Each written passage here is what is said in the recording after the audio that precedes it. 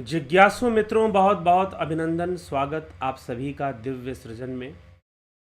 प्रत्येक दिवस की भांति आज फिर हम यहाँ पर यह लाइव चर्चा का कार्यक्रम शुरू कर रहे हैं और आज की इस लाइव चर्चा का विषय है सांसारिक सुख छलावा है। तो सर्वप्रथम भगवान दत्तात्रेय परशुराम जी से ये समझाते हैं कि विचारहीनता ही मृत्यु है।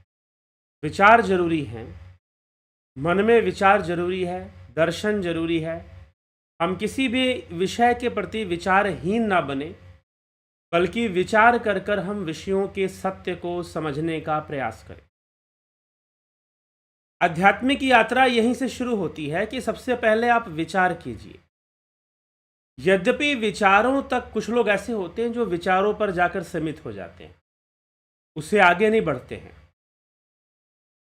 वेदांत में भी, अद्वैत वेदांत में भी, उपनिषदों में भी कहा गया, अरे वाह आत्मा श्रोतव्यो। पहले सुनने की प्रक्रिया से जुड़ो, अर्थात श्रवण और मनन करो।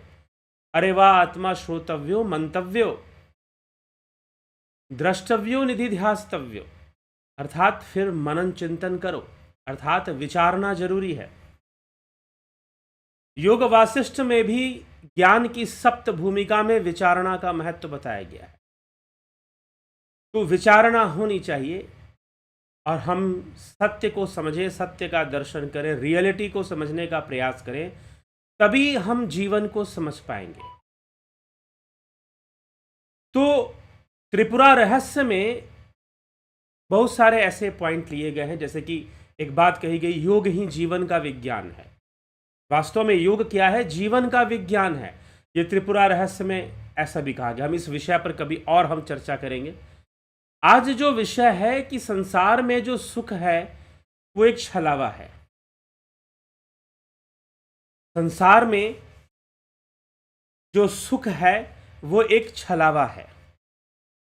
और भगवान दत्तात्रेय परशुराम जी को इस विषय में चर्चा करते हुए समझाते हैं कि सबसे पहले मनुष्य अगर इस कर्म बंधन से मुक्त होना चाहता है, या कर्तव्यों को बंधन बनाकर बैठा हुआ है, अभाव को बंधन बनाकर बैठा हुआ है, क्योंकि उसे सुख में तृप्ति नहीं होती है।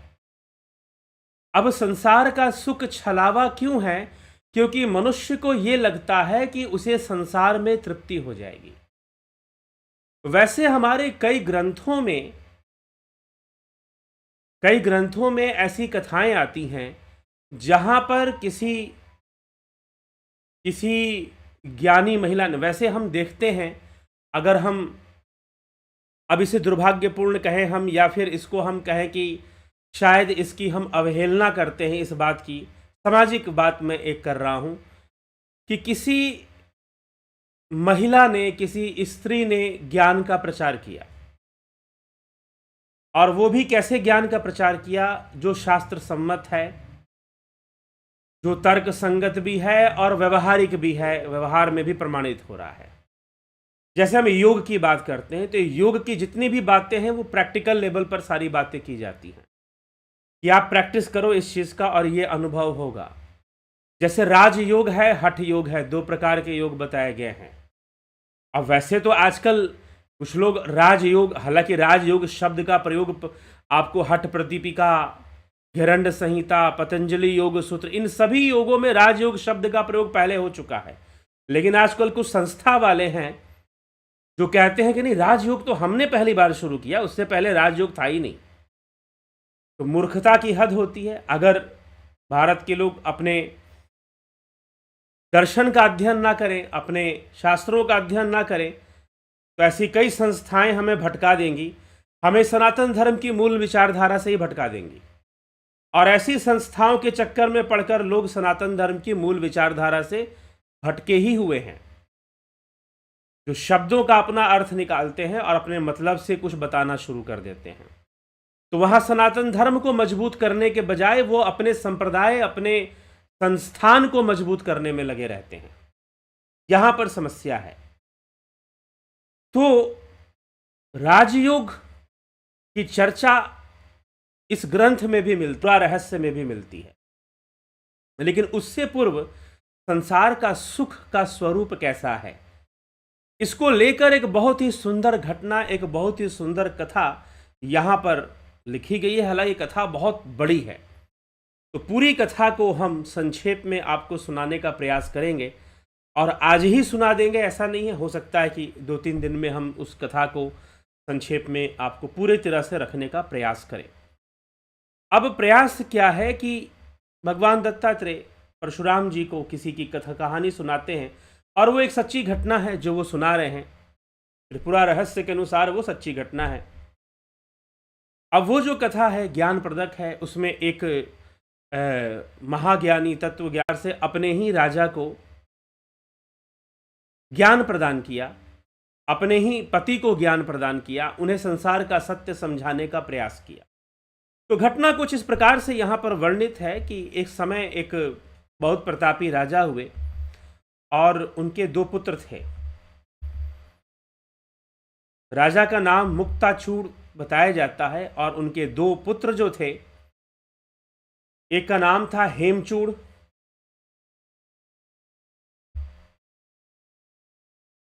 और दूसरे का नाम था देवचूड़, नहीं, हेमचूड़ और मणिचूड़।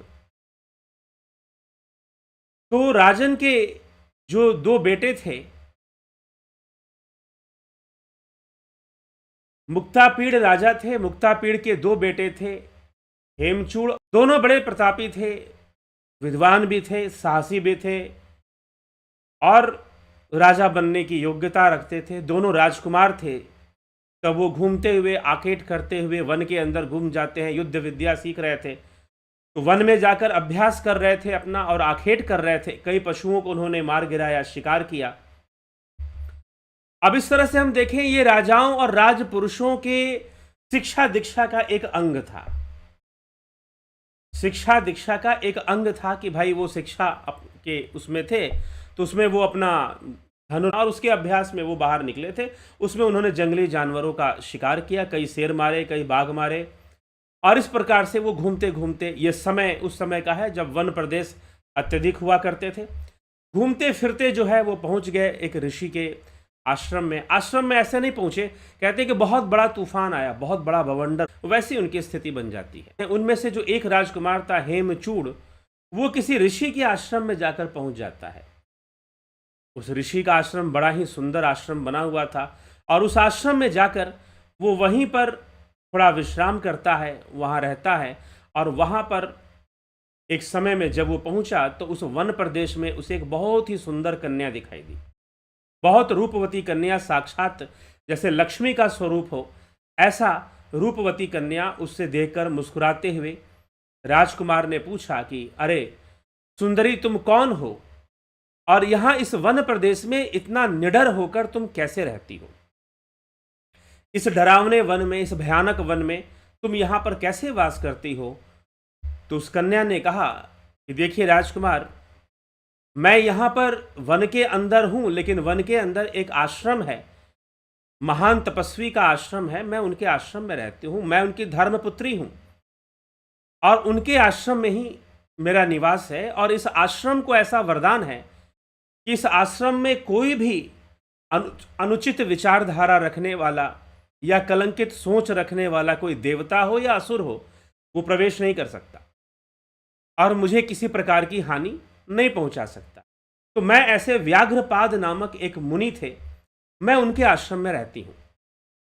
तो व्याघ्रपाद मुनि के आश्रम में वह लड़की रहती थी और वह अत्यंत सुंदर, साक्षात जैसे लक्ष्मी का रूप हो ऐसा उसका सुंदर रूप था।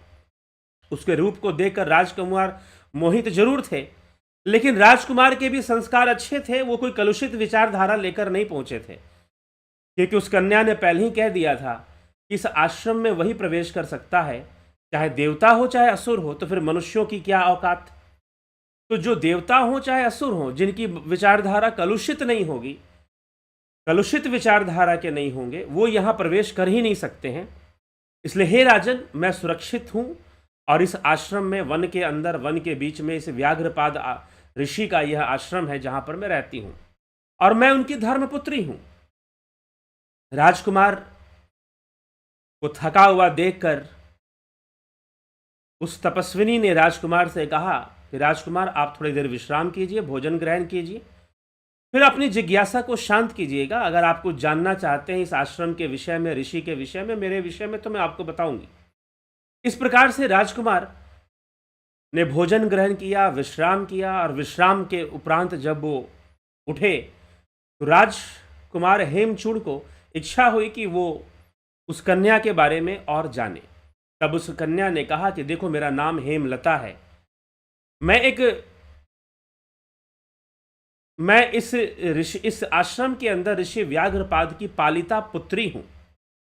बहुत समय पहले एक विद्युत प्रभा नाम की एक अत्यंत सुंदर विद्याधरी थी, और एक बार वह वीणा नदी में स्नान कर रही थी, और उस समय बंग भूमि के राजा वहां पर आते हैं और उस विद्याधरी के सौंदर्य को देखकर मोहित हो उससे गंधर्व विवाह करते हैं।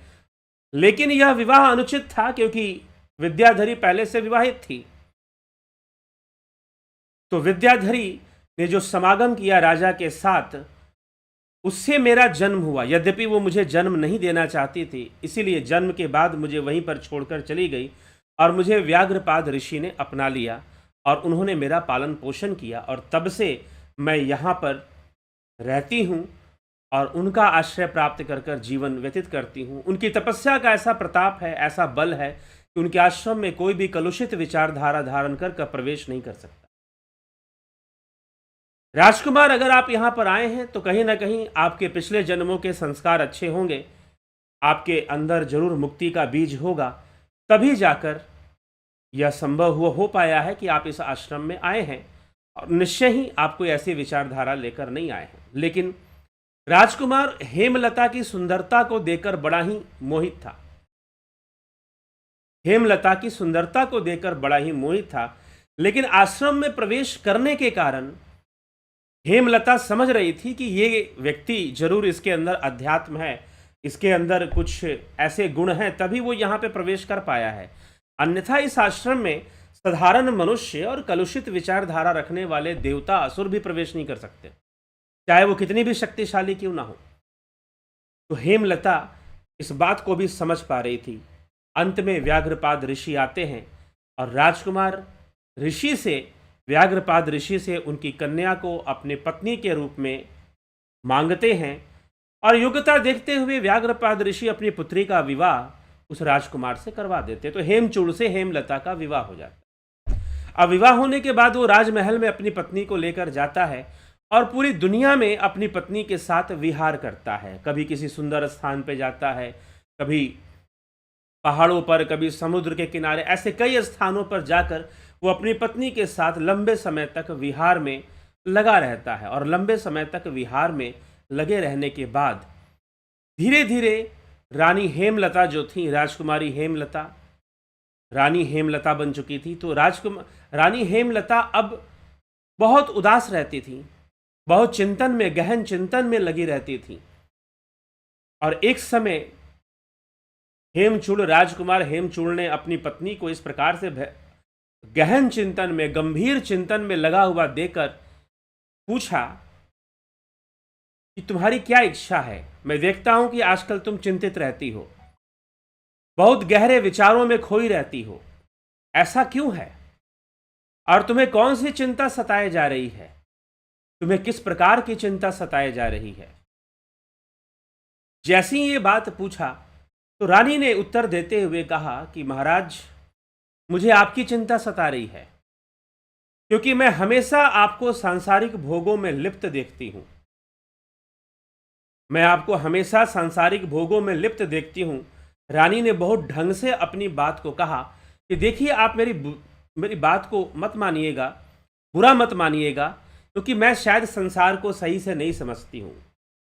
रानी का जो तरीका है, ये इस ग्रंथ में, इस कहानी में जिस तरह से ये कहानी लिखी गई है, वैसे तो ये बहुत लंबी चौड़ी कहानी लिखी गई है और बहुत खुलकर शब्दों का प्रयोग किया गया है।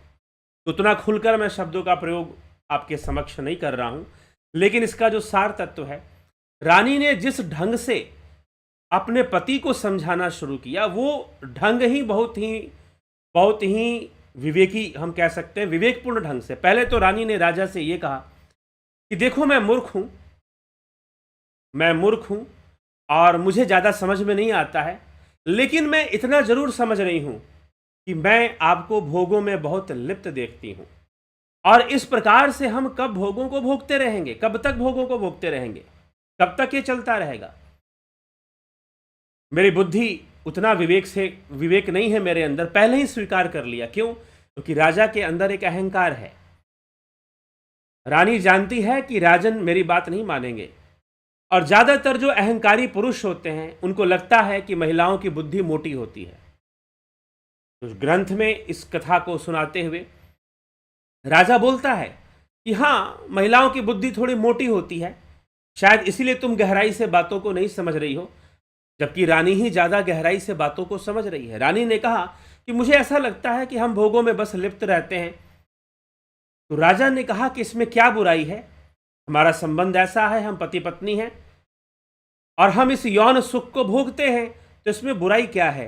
रानी ने कहा कि नहीं, हमारी तृप्ति तो कभी होती नहीं है, हमारी तृप्ति तो होती ही नहीं है, इसलिए मुझे लगता है कि संसार के जितने भी सुख हैं वे एक छलावा मात्र हैं। जब मैं संसार के सुखों को देखती हूं तो मुझे लगता है कि बस हम भोगते ही जाते हैं, हमारी तृप्ति कहीं नहीं हो रही है, हमारा अंत कहीं नहीं हो रहा है। हम बस भोगने की इच्छा बढ़ते जाती है, हम और भोगते हैं, हम और भोगते हैं, हम और स्वादिष्ट भोजन करते हैं और अधिक स्वादिष्ट भोजन करने की इच्छा उत्पन्न होती रहती है। हमने आज स्वादिष्ट भोजन किया तो कल हमें और स्वादिष्ट भोजन चाहिए, परसों हट के दूसरा स्वाद चाहिए, और उसके चौथे रोज दूसरा स्वाद चाहिए। हम अनेक प्रकार के स्वादों में इस प्रकार से लगे रहते हैं। इस कथा में एक बहुत सुंदर ऐसी बात है कि रानी यहां पर राजा को उलाहने देने के बजाय सबसे पहले खुद ही कुछ ऐसी बातें करती है जिससे कि राजा को कुछ बुरा न लगे। ये एक विवेक है कि आप किसी सामने वाले को अपनी बात इस ढंग से समझाएं कि उसे बुरा ना लगे। ऐसा नहीं कि आप अपने आप को बहुत बड़ा ज्ञानी कहकर समझाना शुरू करें कि I am the very knowledgeable, मैं ही सबसे बड़ा ज्ञानी हूं। अगले वाले को आप इन्फिनिटी कॉम्प्लेक्स में डाल दें और फिर उसे समझाएं। रानी भली भांति जानती थी, हेमलता बहुत अच्छे से जानती थी इस रहस्य को, कि अगर मैं ज्ञानी बनकर समझाऊंगी तो राजा मेरी बात सुनने वाले हैं नहीं। लेकिन जो ऋषि के आश्रम में रहकर उसने ज्ञान प्राप्त किया था, जो साधना की थी उसने, उस साधना के परिणाम में उसे संसार का ऐश्वर्य तो मिल ही गया था, लेकिन रानी के पास आध्यात्मिक ऐश्वर्य भी था, उसके पास योग बल भी था, साधना की शक्ति भी थी, जिससे राजा पूरी तरह से अनभिज्ञ था। राजा को अपनी पत्नी के ज्ञान का, आध्यात्मिक ज्ञान का जरा सा भी अनुमान नहीं था, किसके पास किस हद तक आध्यात्मिक ज्ञान हो सकता है। रानी ने धीरे धीरे राजा को समझाना शुरू किया, और समझाने में सबसे पहले किसी पुरुष को की निंदा करने के बजाय रानी ने महिलाओं की ही निंदा शुरू की। निंदा कहने का मतलब ये कि महिलाओं का मन बहुत चंचल होता है। उसने एक कहानी सुनाई कि एक बार एक राजा था और वो बहुत सुंदर था, उसकी पत्नी भी बहुत सुंदर थी, लेकिन पत्नी का जो मन था नौकर के ऊपर आ गया और नौकर के साथ उसके संबंध बन गए, और उसने अपने पति को जहरीला शराब पिला दिया ताकि वो लंबे समय तक नशे में पड़ा रहे, और वो नौकर के साथ सहवास करना शुरू कर देती है। इस प्रकार से कई महिलाएं होती हैं जो इस प्रकार से, जिनका मन बहुत ही चंचल होता है, जिनका मन बहुत ही अस्थिर होता है। फिर उसने दूसरी अन्य कहानियां भी सुनानी राजा को शुरू कर दी, राजा को समझाना शुरू कर दिया कि देखिए, हमारा विवाह हुए कितने वर्ष हो चुके हैं, लेकिन महाराज अभी भी आपकी भोग की तृप्ति नहीं हुई है। बार बार भोग करने की इच्छा होती है, बार बार आप भोग में लिप्त होते हैं, सांसारिक भोगों में बार बार लिप्त होना पड़ता है, क्योंकि बार बार इसकी डिमांड हमारी इंद्रियां, हमारा मन करता है। मन इंद्रियों का संग लेकर चंचल हो जाता है, अस्थिर हो जाता है, और यह अस्थिर मन अनेकों समस्याओं को जन्म देने लग जाता है। रानी ने धीरे धीरे अपने तत्व ज्ञान का जो पिटारा था, तत्व ज्ञान की जो पेटी थी, वो खोलनी शुरू कर दी, उसमें से हीरे मोती निकालने शुरू कर दिए और राजा को समझाना शुरू कर दिया कि हे राजन, इस तरह से जब भोग की तृप्ति नहीं होगी तो क्या सारा जीवन इसी उधेड़ बुन में लगा रहेगा कि हमारा भोग तृप्त हो जाए, हमारा भोग तृप्त हो जाए, हमारा भोग तृप्त हो जाए? क्या इसी तरह से भोगों को भोगा जाएगा? शरीर है तो भोग रहेंगे, यह बात मैं भी मानती हूं, लेकिन फिर भी इन भोगों से तृप्ति हो जाएगी ऐसा नहीं है। बिना आत्मज्ञान के, और वह आत्मा स्वयं माता त्रिपुरा सुंदरी का ही स्वरूप है। बिना आत्मज्ञान के, बिना तत्व ज्ञान के, बिना देवी के तत्व ज्ञान को जाने, तत्व को समझे मनुष्य का कल्याण संभव नहीं है। तो उस समय हेमलता अपने पति को ही समझाना शुरू कर देती है, और समझाते हुए कि संसार का जो सुख है वो एक छलावा है, एक धोखा है। हमें लगता है कि बहुत सुख है, लेकिन उतना सुख नहीं होता। और दूसरी समस्या ये है कि सुख के आड़ में दुख भी होता है। ऐसा लगता है कि जो वस्तु हमें सुखी करने वाली दिखाई दे रही है वो बाहर से हमें सुखी करने जैसा प्रतीत तो करवाती है, लेकिन अंदर से कई दुखों का कारण भी बन जाती है। और जब किसी वस्तु से सुख प्राप्त होना संभव ना हो, अगर वो वस्तु हमारे पास रहे, तो अगर वो सुख का कारण नहीं बनती तो दुख का कारण अवश्य बन जाएगी और बनने लग जाती है। चाहे वो संसार के रिश्ते नाते हों, चाहे वो संसार का धन वैभव हो, उसके अंदर छुपा हुआ दुख हमें दिखाई नहीं देता है। उन सब में भी दुख समाया हुआ है, उन सब में भी दुख है। अब दुख है तो दुख तो प्राप्त होगा, दुख तो मिलेगा। यह एक छलावा है कि हमने उसमें सुख मानकर बैठ गए हैं कि इस तरह से हमें सुख की प्राप्ति हो जाएगी, या उस तरह से हमें सुख की प्राप्ति हो जाएगी। यह हम सोचकर बैठ गए हैं और हमने यह मान लिया है कि ऐसे सुख मिलेगा, और उस छलावे में हम फंस जाते हैं। और फंसने के कारण हमारी तृप्ति भी नहीं होती है। भोगों को इतना भोगने के बाद भी हमारी तृप्ति नहीं होती है।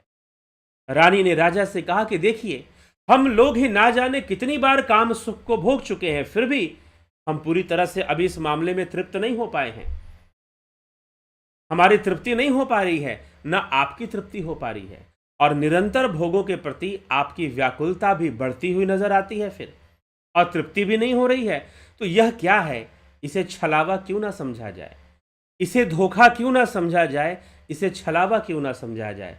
इसलिए हे राजन, हमें उस मार्ग को जानना चाहिए, हमें उस मार्ग को प्राप्त होना चाहिए जिससे कि यह मन पूर्णतः तृप्त हो जाएगा, जिससे कि यह मन पूर्णतः शांत हो जाएगा, जिससे कि यह चित्त पूर्णतः शांति को प्राप्त कर लेगा।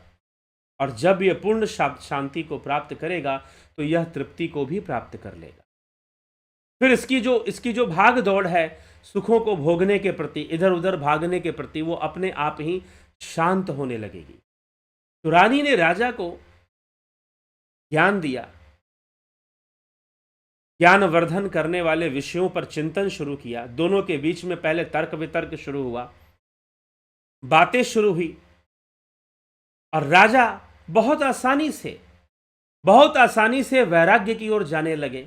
राजा के मन में वैराग्य उत्पन्न होने लगा जब रानी ने देखा कि इतनी शीघ्रता से उनके विचारों का असर हो रहा है।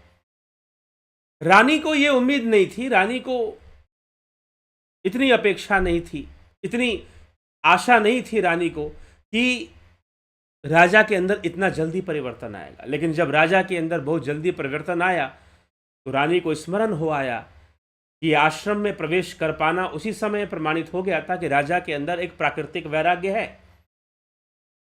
राजा के अंदर मुक्ति का बीज है, और पिछले जन्मों की कुछ साधना उपासना अवश्य होगी। तब हेमलता ये बात समझ गई, और वो समझ गई कि बहुत जल्द ही राजन तत्व ज्ञान की ओर आगे बढ़ सकते हैं, क्योंकि राजा ने बहुत जल्दी ही मात्र रानी के विचारों को सुनकर ही राजा के मन में वैराग्य उत्पन्न होना शुरू हुआ। वो थोड़ा सा विक्षिप्त अवस्था में रहने लगे, अपने आप को फंसा हुआ सोचने लगे कि शायद निश्चय ही मैं अत्यधिक भोग में लगा हुआ हूँ, मैं अपने आप को तृप्त करना चाहता हूँ, लेकिन मुझे तृप्ति नहीं मिल रही है, मुझे बार बार तृप्ति के लिए भोगों के पास जाना पड़ रहा है। होती है तृप्ति, थोड़ी देर के लिए होती है, फिर से मैं उसी अभाव की स्थिति में आ जाता हूँ। अभाव ही बंधन है।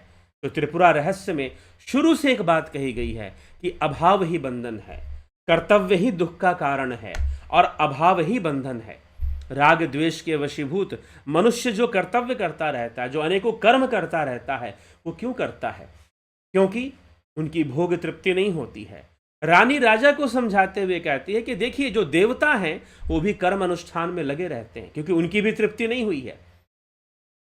वो हमेशा कर्म अनुष्ठान में लगे हुए हैं, क्योंकि उनकी भी तृप्ति अभी तक नहीं हो पाई है। तो जब तृप्ति अभी तक नहीं हो पाई है तो निश्चय ही वो कर्म करेंगे। अभाव की स्थिति में देवता भी हैं, अभाव की स्थिति में असुर भी हैं, अभाव की स्थिति में मनुष्य भी है। तो ये जो सुख का अभाव पैदा हो जाता है, ये दुख का कारण बनता है, यही बंधन का कारण बनता है। यह बंधन देता है कर्मों का और बार बार कर्मों में ही लगा देता है। राजा इस बात को समझने लगे कि यह तो अनवरत चलता रहेगा, यह तो अनवरत चलता रहेगा, ये शरीर छूट जाएगा उसके बाद भी ये क्रिया नहीं रुकने वाली। हम कर्म करेंगे ताकि हम सुखी हो जाएं, हम सुखी होंगे, फिर से अभाव होगा सुख का, हम फिर से कर्म करेंगे, और उस चक्कर में कर्म में कई बार हम पाप भी कर देंगे, कई बार हम पुण्य भी कर देंगे, और फिर उसके कारण से कभी दुख भोगेंगे, कभी सुख भोगेंगे। ये बात सही है कि अच्छे कर्मों से पुण्य होगा और पुण्य से सुख की प्राप्ति होगी, और पाप कर्मों से पाप होगा, बुरे कर्मों से और दुख की प्राप्ति होगी। लेकिन पाप हो चाहे पुण्य हो, दोनों ही बंधन ही तो है। और जब इस संसार में मनुष्य है तो उससे कुछ ना कुछ तो होगा, या तो उससे पाप होगा या तो उससे पुण्य होगा, और होगा तो बंधन तो होगा, दुख तो आएंगे ही आएंगे। हो सकता है कि किसी के जीवन में पुण्य की मात्रा वृद्धि हो जाए, किसी के जीवन में पाप की मात्रा की वृद्धि हो जाए, यह अपना अपना प्रारब्ध है, लेकिन बंधन तो फिर भी बना रहेगा। मनुष्य सुखी होने के चक्कर में लगा रहेगा, तृप्त होने के चक्कर में लगा रहेगा, और यह संसार का जो सुख है मृग मरीचिका के समान है, मिराज फॉर्मेशन, मृग मरीचिका, तो उसके समान यह संसार का सुख लगा ही रहेगा। वो कब मुक्ति की ओर बढ़ेगा, कब वास्तविक सुख की ओर बढ़ेगा। इसलिए संसार का सुख छलावा है। रानी ये नहीं कह रही है कि आप भोगों को भोगेंगे नहीं, शरीर तो है, लेकिन आपके अंदर मुक्ति की इच्छा होनी चाहिए, सत्य का ज्ञान होना चाहिए व्यक्ति के अंदर, और रानी ज्ञान दे रही है। तो हमारे देश में ऐसी कई रानियां हुई, ऐसी कई ऋषि कन्याएं हुई, ऐसी कई ऋषि विदुषियां हुई, गार्गी जैसी विदुषी, उभया देवी उभया जैसी विदुषी, जिन्होंने शंकराचार्य से भी शास्त्रार्थ किया। गार्गी ने याज्ञवल्क्य ऋषि से शास्त्रार्थ किया, और इस प्रकार से अनेकों ऐसी कथाएं, हेमलता, चुड़ाला, अनसुईया, जो कि वेद शास्त्रों की महान ज्ञानी थी और योग साधना में भी बहुत आगे बढ़ी हुई थी। ये अलग बात है कि हम उनकी सूची तैयार कर हम लोग उनका नाम कम लेते हैं, लेकिन यहाँ पर त्रिपुरा रहस्य, वास्तव में त्रिपुरा रहस्य तो वैसे भी देवी की महिमा है, और यहाँ पर माता त्रिपुरा सुंदरी का ही गुणगान है। उन्हीं को तत्व रूप में, आत्मा रूप में देखा गया है, उन्हीं को ब्रह्म स्वरूप माना गया है, और उन्हीं की महिमा का गान है। तो यहाँ पर देवी हेमलता, रानी हेमलता अपने राजा को, अपने ही पति को ज्ञान देना शुरू करती है। राजा लज्जित होते हैं और लज्जित होकर कहते हैं कि मुझे क्षमा करो, हे देवी, तुम रानी हो, मेरी पत्नी हो, लेकिन फिर भी मुझे क्षमा करो, जो मैंने ये कहा कि महिलाओं की बुद्धि मोटी होती है, उसके लिए वो क्षमा प्रार्थी हो जाते हैं। राजा के विचार बदल जाते हैं और राजा कहते हैं कि आज मैं धन्य हो गया कि तुम्हारी जैसी पत्नी मुझे प्राप्त हुई है, तुम्हारी जैसी ज्ञानी, विवेकी, शास्त्रों को समझने वाली और अध्यात्म ज्ञान से संपन्न, योग विद्या से संपन्न पत्नी मुझे प्राप्त हुई है, जिसने मुझे संसार का भोग भी दे दिया और योग से भी संपन्न कर दिया। तो जब रानी ने अपने आध्यात्मिक ज्ञान को राजा को समझाया, तो राजा जो थे वो समझने लगे, और अपनी पत्नी के सामने नतमस्तक होने में उन्हें जरा भी कोई हिचक हुई हो, कोई शर्म आई हो, ऐसा नहीं हुआ। और रानी ने बहुत अधिक तरीके से उनको समझाया, और बहुत जल्दी वो एक ऐसी अवस्था में पहुंच गए, उनका मन ऐसी अवस्था में चला गया जहां उन्हें यह संसार निस्सार लगने लगा, जहां उन्हें यह संसार निस्सार लगने लगा, और वह वैराग्य की ओर चलने लगे। रानी समझ गई कि इनके भीतर पूर्व जन्मों से ही मुक्ति का बीज पड़ा हुआ है, तभी ऐसा संभव हो पा रहा है, तभी इतनी शीघ्रता से। देखते देखते कहते हैं कि राजा के जो पिता थे वो हमेशा चिंता में रहा करते थे। उनकी 3-3 पत्नियां थीं, और उनके पुत्र थे, और अच्छे पुत्र थे, सब थे, लेकिन फिर भी कहते हैं कि जो राजा थे हमेशा गहन चिंतन में लगा रहते थे, चिंतित रहा करते थे, स्वस्थ नहीं रहा करते थे। उस समय स्वयं हेमचूर्ण ने जाकर अपने पिता को ज्ञान दिया, और उस समय हेमलता ने अपनी सास को भी ज्ञान दिया, योग विद्या का ज्ञान करवाया, और अध्यात्म का, संसार के बारे में समझाना शुरू किया कि संसार ऐसे ही है। हम चाहते हैं कि सब कुछ पूरा हो जाए, सब कुछ परफेक्ट हो जाए, बच्चे हमारे परफेक्ट हो जाएं, हम परफेक्ट हो जाएं, और परफेक्शन का झूठा दिखावा भी हम करते रहते हैं। परफेक्शन का झूठा दिखावा भी हम करते रहते हैं कि everything is perfect in my life. ठीक है, तो लोग लगे रहते हैं इस झूठे दिखावे में, झूठे प्रदर्शन में। लेकिन सच पूछिए तो परफेक्शन ये तो पॉसिबल ही नहीं है कि मनुष्य के जीवन में हर चीज की पूर्ति हो जाए। सांसारिक रूप से संभव नहीं है। हाँ, अध्यात्म में पूर्णता है, अध्यात्म में पूर्णता है, योग में पूर्णता है, तो वहां से हमें पूर्णता का अनुभव होगा। लेकिन सांसारिक रूप से हर चीज पूर्ण हो जाए, हर चीज सही हो जाए, ऐसा नहीं होता। रानी ने राजा को समझाया, हेमलता ने अपने पति को भी समझाया, अपने सास ससुर को भी समझाया। पूरा परिवार ही ज्ञान के मार्ग पर चल पड़ा। देखते देखते वहां की जनता भी ज्ञान के मार्ग पर चल पड़ी। संसार को समझने लगे लोग, जीवन को समझने लगे, और लोग योग विद्या से जुड़ने लगे, क्योंकि योग ही जीवन का विज्ञान है। रानी हेमलता ने ही अपने पति को समझाते हुए कहा कि योग ही जीवन का विज्ञान है। अगर आप जीवन को बेहतर ढंग से जीना चाहते हैं तो योग को समझिए, और संसार का जो सत्य है उसके ऊपर चिंतन कीजिए, विचार कीजिए, मनन कीजिए, उसे समझने का प्रयास कीजिए। तो संसार के जितने भी सुख हैं वो हमें तृप्त नहीं करते, उल्टा हमारे अंदर और अभाव की वृत्ति बढ़ा देते हैं। वास्तव में सुख नहीं है, वो ऊपर से सुख वाला विषय नजर आता है, लेकिन अंदर से सिर्फ उनमें गंदगी है, मैल है, दुख है, अशांति है, और हम उसी ओर अग्रसर हो जाते हैं।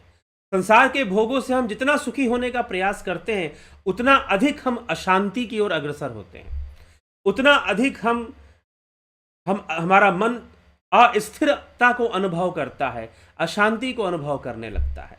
तो यह विडंबना मनुष्य की है।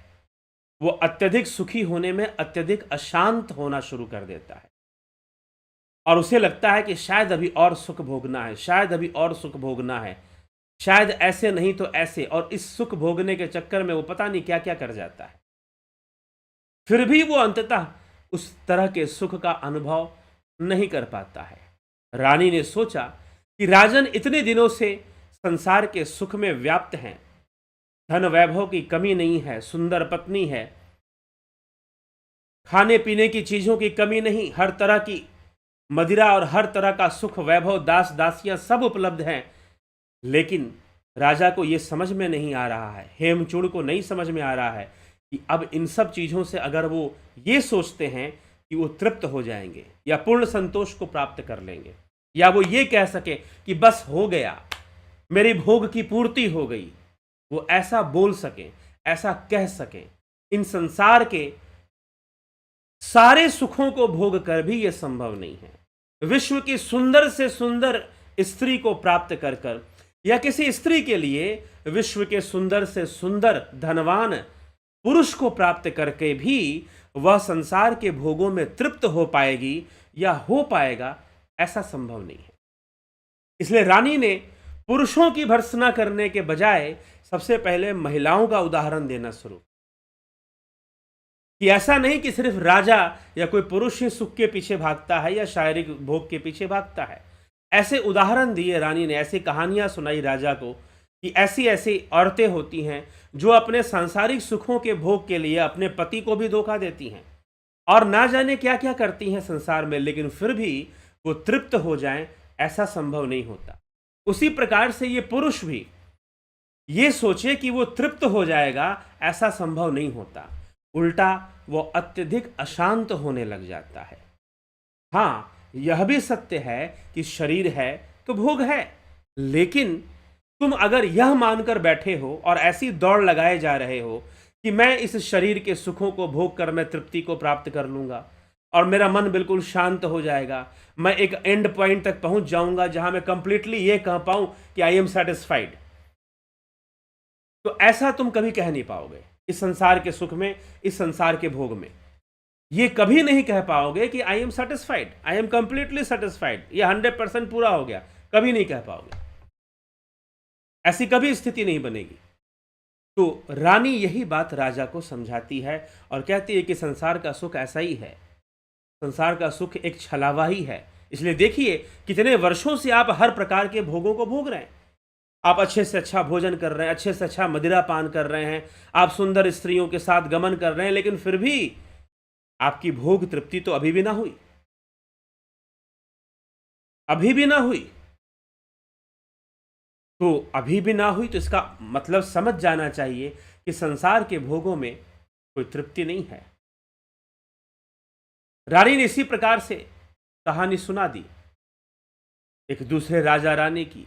राजा को समझ में आया कि भाई मुझे कैसा जीवन, शायद मैं गलत दिशा में जा रहा हूं। इसी प्रकार से यही कहानी, यही बातें अपने माता पिता को समझा दी कि हम जो सोच रहे हैं कि हर चीज परफेक्ट हो जाएगा, हर चीज अच्छे से हो जाएगा और परफेक्शन को प्राप्त कर जाएगा, ऐसा वास्तव में इस ढंग से चीजें होती नहीं है। संसार ऐसा ही है, संसार ऐसा ही है। हाँ, हमें अच्छे के लिए कार्य करना चाहिए।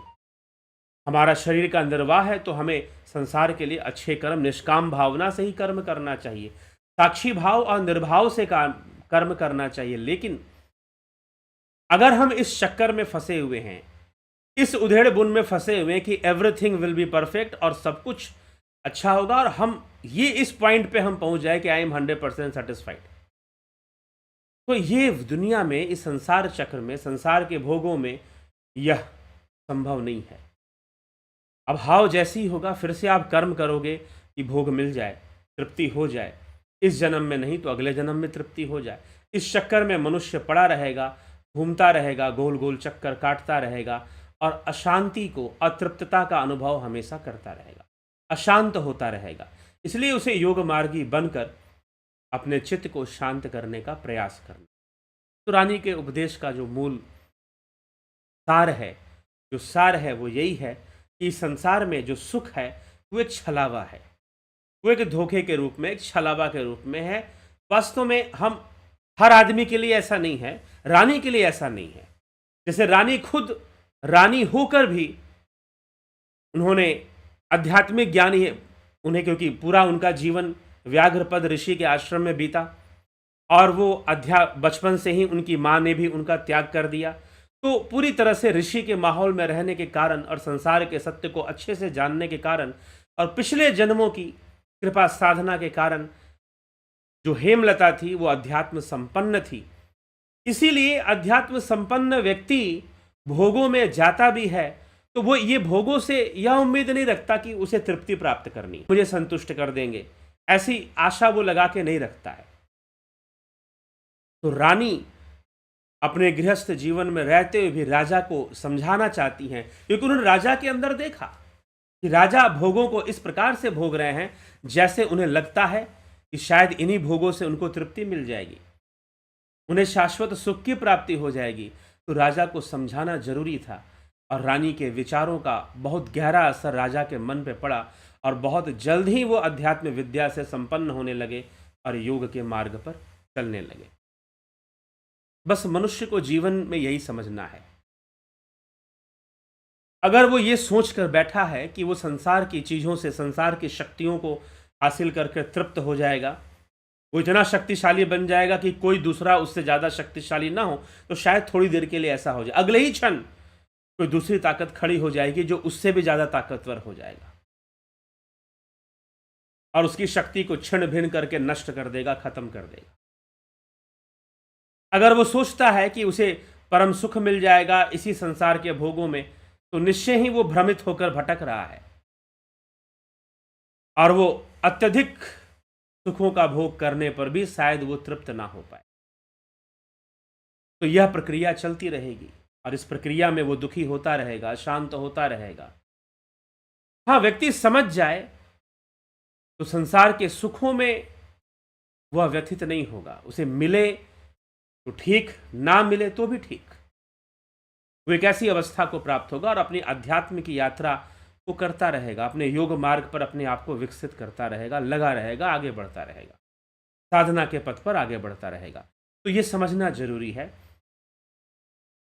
समझना जरूरी है। अब वो चाहे कोई भी हो, गृहस्थ हो, सन्यासी हो, जबरदस्ती की बातें, या रानी ने कोई थोपने वाली बात नहीं की, रानी ने समझने वाली बात की। ठीक है, आप भोगों को भोग रहे हैं, लेकिन आप एक भ्रम में पड़े हुए हैं कि आप शायद तृप्त हो जाएंगे, ऐसा तो कभी होने वाला नहीं है। इसलिए हे राजन, हमें मुक्ति की, अगर हम तृप्त होना चाहते हैं, शांत होना चाहते हैं, संपूर्ण स्थिरता को प्राप्त करना चाहते हैं, पूर्णता का अनुभव करना चाहते हैं, तो हमें योग मार्ग पर अपने कदम आगे बढ़ाने चाहिए, तभी यह संभव है, तभी हम अभाव से मुक्त हो पाएंगे। नहीं तो अभाव का बंधन बना रहेगा। अभाव ही बंधन है, त्रिपुरा रहस्य में अभाव ही बंधन है, और जब तक ये अभाव बना रहेगा तब तक सुख प्राप्ति की दौड़ तो लगी रहेगी। इसलिए हे राजन, हमें विचार कर कर इस मार्ग पर आगे बढ़ना चाहिए। रानी हेमलता ने अपने पति राजा हेमचूड़ को यह बात समझाते हुए कहा। तो हमारे शास्त्रों में ऐसे कई महारानियों का वर्णन है जो योग ज्ञान से संपन्न थी। हमने नाम सुना आधुनिक युग में, जब हम इधर देखते हैं मध्य युग में, तो महारानी मीराबाई का नाम आता है। उनके पति भी मीराबाई के व्यक्तित्व से बहुत प्रभावित थे। पहले तो उन्होंने विरोध किया था, बाद में उनका समर्थन करना शुरू कर दिया था। हाँ, मीराबाई की घटना में जो मीराबाई के जेठ थे वो हमेशा उनके विरोधी रहे, उनको विष भी दे दिया पान करने के लिए, क्योंकि पति की मृत्यु हो चुकी थी। लेकिन कहते हैं कि मीराबाई के पति भी उनकी विचारधारा से प्रभावित होकर उनके अंदर भी वैराग्य उत्पन्न हो गया था, और उन्होंने रोक टोक करना बंद कर दिया था अपनी पत्नी के लिए। तो हमारे देश में एक इतिहास रहा है रानियों का। हम एक तरफ राजा पृथु जैसे राजा, कई ऐसे राजा हुए जिन्होंने बहुत बड़े दानवीर हुए, वैरागी हुए, योगी हुए। तो महारानियां भी ऐसी हुई जो योगिनी हुई, जो संसार में रहते हुए भी योगिनी हुई। योग वासिष्ठ में ऐसे ही रानी चुड़ाला की कथा आती है। तो इसी प्रकार से रानी हेमलता ने अपने पति को ही समझाना शुरू किया, और पिछले जन्मों के अच्छे संस्कार, पिछले जन्मों की साधना संपत्ति के कारण राजा बहुत जल्द ही इस बात को समझने लगे, और इसका प्रचार उन्होंने अपने परिवार में किया, और परिवार के साथ साथ अपने देश, अपनी जनता के बीच भी करना शुरू कर दिया, ताकि प्रत्येक मनुष्य, क्योंकि अत्यधिक सुखी होने के चक्कर में वो दूसरों को दुखी भी तो कर देता है। कई बार वो अत्यधिक सुखी होने के चक्कर में दूसरों को भी दुखी करना शुरू कर देता है। तो ऐसा ना हो, और संसार के सुखों का असली सत्य जान ले कि संसार के सुख कैसे हैं। ये ऊपर से बस छलावा मात्र है, छलावा मात्र है। हम जो तृप्ति, जो संतोष इसमें ढूंढते हैं वो हमें इसमें मिलने वाला नहीं है। बाहर से ही सारी चीजें बस चल रही होती हैं। मनुष्य अनेक प्रकार से भ्रमित रहता है, मनुष्य अनेक प्रकार की चीजें सोचता है। मनुष्य सोचता है कि शायद हमारे पास इतनी दौलत आ जाएगी तो सारा मामला सेट हो जाएगा। आदमी सोचता है कि बस, कोई प्रेमिका सोचती है कि बस मुझे अपना प्रेमी मिल जाए, मेरी उससे शादी हो जाए, मुझे लगता है कि लाइफ सेट हो जाएगी, शायद सब कुछ स्टेबल हो जाएगा, कुछ होगा ही नहीं जैसे जीवन में, फिर सब कुछ बड़ा कंप्लीट सा फील हो जाएगा। लेकिन अगले ही क्षण, थोड़ी देर के लिए कंप्लीट लगेगा, अगले ही क्षण इनकम्प्लीटनेस फील होना शुरू हो जाती है, और जैसे ही शुरू होगी फिर से अभाव हो जाएगा, फिर से अभाव हो जाएगा, और अभाव होगा, फिर कर्म करना शुरू करोगे सुखी करने के लिए स्वयं को। संसार के सुखों को भोगते हो तो संसार के सुखों का सत्य भी जान लो। रानी हेमलता का यही उद्देश्य है, और राजा के अंदर इतना तीव्र परिवर्तन देखा गया कि हेमचूड़ बाद में राजा बना, और फिर उसने उसी भावना से जनता की सेवा भी की। तो इसलिए जब हम सत्य को समझने लग जाते हैं तो हमें जीवन जीने का तरीका अपने आप आने लग जाता है कि हमें लाइफ को कैसे आगे बढ़ानी है, जीवन को कैसे आगे बढ़ाना है। अगर हमें भोगों को भी भोगना है तो कैसे भोगना है, हमें समझ में आने लग जाता है। तो एक अंडरस्टैंडिंग है, एक समझ है जो विकसित होने लग जाता है। जीवन का सत्य समझना जरूरी है, अनिवार्य है। तो इस प्रकार से हम समझे, और जीवन विषय में अगर किसी प्रकार की काउंसलिंग, किसी प्रकार का आप सहयोग चाहते हैं तो देव एस्ट्रो के अंतर्गत अगर आप एस्ट्रोलॉजिकल कंसल्टेशन लेते हैं तो आपको शुल्क देकर यह सहायता भी आप ले सकते हैं, और इस पर आप चर्चा कर सकते हैं। चलिए, तो अग्निमय बुद्ध पुस्तक है। अगर इस पुस्तक को आप खरीदना चाहते तो फिलहाल आपको पुस्तक बाई पोस्ट पहुंचाई जाएगी, आपको इसका शुल्क जमा करना होगा। अभी विस्तार से मैं इस पुस्तक के बारे में और बताऊंगा। तो आप उसका शुल्क जमा कर कर, एड्रेस देकर, 350 रुपये इसका शुल्क है। शुल्क जमा कर कर, एड्रेस अपना देकर अपना नाम लिस्ट करवा लीजिए।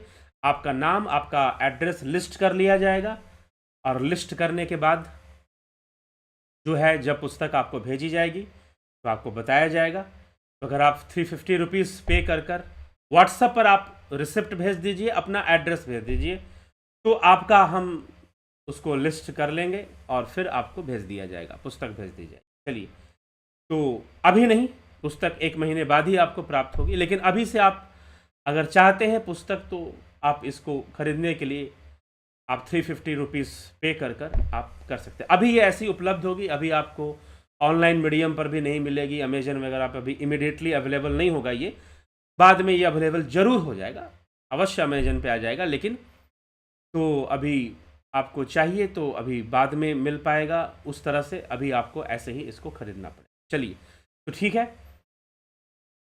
अभी हम विराम की ओर चलेंगे, आपके कमेंट्स भी देखेंगे और राजू पाल जी, संतोष कुमार जी, कोश प्रकाश शर्मा जी, AK त्यागी जी, अबनी प्रधान जी, विष्णुचंद्र मौर्य जी, सविता नायक जी, गोविंद प्रसाद नीमा जी, रूपलाल विश्वकर्मा जी, रतन सिंह जी, अमन कक्कर जी, श्वेता राय सिन्हा जी, दयानंद जी, प्रभुदत्त शर्मा, गंभीर शाह, सतीश मास्टर जी, बिमला शाह, विनोद केसु जी, शिवराम कृष्ण जी, भरत शबलानी जी, शिवराम कृष्ण, जय माँ दुर्गा, जय सिद्धिदात्री, तुझे ध्यान में शरीर बर्जर से भी कठोर क्यों होता है?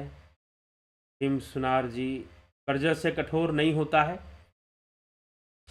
हमें ध्यान करना है, ऐसा अनुभव होता है, लेकिन ऐसा नहीं कि हमेशा के लिए कठोर हो जाता है।